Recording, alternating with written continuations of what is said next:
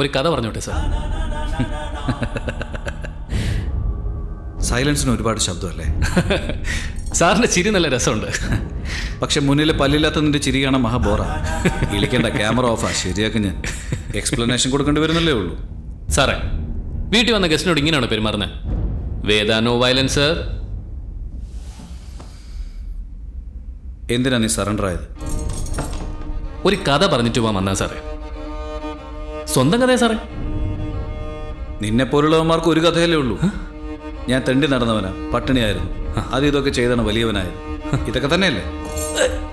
അയ്യോ, എങ്ങനെ സാറേ? എന്റെ കണ്ണു നോക്കിയാണ് ഇത്രയും മനസ്സിലാക്കിയത്. നിന്റെ ക്യാരക്ടർ ഞാൻ പറയാം. ഇന്ന് 10 കോടി രൂപ തന്നിട്ട് ഈ തൊഴിൽ ഉപേക്ഷിക്കാൻ പറഞ്ഞാൽ കാശ് വേണ്ടെന്ന് പറഞ്ഞു പോകും. എന്നിട്ട് വീട്ടിലിരുന്ന് എൻ്റെ കയ്യിലിരിക്കുന്ന ആ കാശ് എങ്ങനെ അടിച്ചു മാറ്റാൻ ആലോചിക്കും. അതാണ് നീ. അതേ 10 കോടി സാറിന്റെ കൈ തന്നിട്ട് എന്നെ വെറുതെ വിടുമെന്ന് ചോദിച്ചാൽ സാറിനെ വെറുതെ വിടുമോ? എന്നോട് പൊയ്ക്കോളാൻ പറഞ്ഞിട്ട് എങ്ങനെ എൻകൗണ്ടറിൽ എന്നെ തട്ടാന്ന് ആലോചിക്കും. അതല്ലേ സാറേ നിങ്ങൾ? Good bye. അപ്പൊ പറഞ്ഞു വരുമ്പോ സാറ് ഞാൻ ഒരുപോലെയാ. ഏയ്, വാലുണ്ടെന്ന് വെച്ച് എലിയും പൂച്ച ഒരുപോലെ ആവൂടാ. സാറേ, വീട്ടിൽ എലിയുടെ ശല്യം ഉണ്ടെങ്കിൽ പൂച്ചയ്ക്ക് വില ഉണ്ടാവും. പക്ഷെ ആ എലി പൂച്ചയെ പേടിച്ച് കെണിയിൽ വന്ന് അകപ്പെട്ടു. ഏതെങ്കിലും എലി തനിയെ വന്ന് കെണിയിൽ വീഴോ സാറേ? അത് ശരിയാ. സാധാരണ എലി അല്ലല്ലോ ഇത്. 16 പേരെ കൊന്ന പെരിച്ചാഴിയല്ലേ. സാറും അതിന് സാധാരണ പൂച്ചയല്ലല്ലോ, 15 എൻകൗണ്ടർ നടത്തിയ പോലീസ് പൂച്ചയല്ലേ. 18.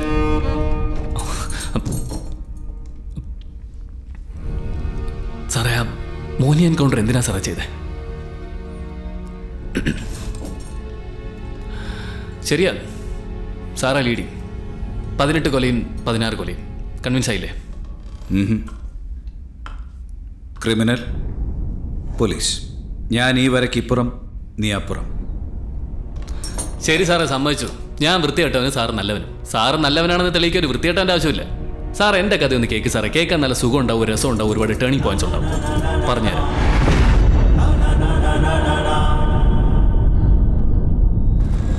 ஹலோ சார், நல்லா இருக்கீங்களா? ஒன்றும் இல்லை சார், ஒரு சின்ன மேட்ரு. 800 செக் போஸ்டில் நம்ம வண்டி க்ராஸ் பண்ண முடியல. ஆமாம் சார், எஸ்ஐ கொஞ்சம் பிரச்சனை. ஆமாம் சார், இருக்கு சார், வண்டியில் சரக்கு இருக்கு. எடுத்து தராம், திறக்க பிடிக்காத. ஓ அப்படியா? ஓகே சார், ஓகே சார், நான் பார்த்துக்கிறேன். தேங்க்யூ. எடுக்க இல்லை, பெரிய தலைங்களெல்லாம் கை வரிச்சிட்டாங்க. தோம் வேலை தானடா. உன் அண்ணன் சங்கு சொல்லி தானே இந்த வேலையை உனக்கு கொடுத்தேன்.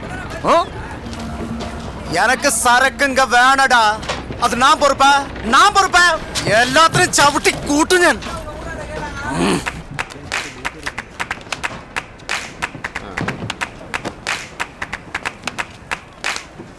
നേരെ പിടിക്കടാ അണ്ണാ. അണ്ണാ, പ്രശ്നം വരുമ്പോ ഇങ്ങനെ തുടങ്ങിയാലോ? എത്ര ഫോണായി ഇത്? നീങ്ങുന്നില്ല. ഞാൻ സാധനം കൊണ്ടുവരട്ടെ. யாரடா அவன்? ഏയ്, എന്ത് വേണോടാ നിനക്ക്? ആ സ്ഥലം വിടെ. എടാ വേദ, ഈ പറഞ്ഞ ദില്ലി വിചാരിച്ചിട്ട് നടന്നില്ല. പിന്നെ ഇവൻ അങ്ങ് ഉണ്ടാക്കുമെന്ന്. അണ്ണന്റെ നോട്ടത്തില് നമ്മളെല്ലാം ചോട്ട് തൊഴിലാളികളാ, അത്രേ ഉള്ളൂ. അതാണ് നമ്മുടെ വിധി. നീയേ വിധി വിധി എന്ന് പറഞ്ഞ് ചൊറിയും കുത്തിയിരിക്കും. അവസരങ്ങൾ ഇങ്ങോട്ട് വന്ന് ദാ പിടിച്ചോ ചക്കര എന്ന് പറഞ്ഞ് കൈ കൊണ്ട് തരില്ല കേട്ടോ. നിനക്ക് ജയിക്കണമെന്നുണ്ടെങ്കിൽ അവസരം മുതലാക്കിയാണ് വേണ്ടത്. ഏത് ചെക്ക് പോസ്റ്റാണ്?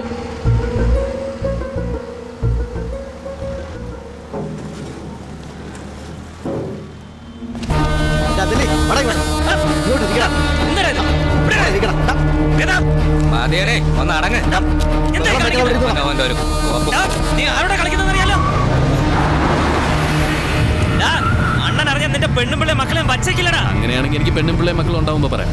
അപ്പൊ അണ്ണനോട് തട്ടിയേക്കാൻ നീ കേട്ടോ. പറയുന്നത് കേക്ക്, പോലീസ് ഉണ്ട്, നിർത്തടാ.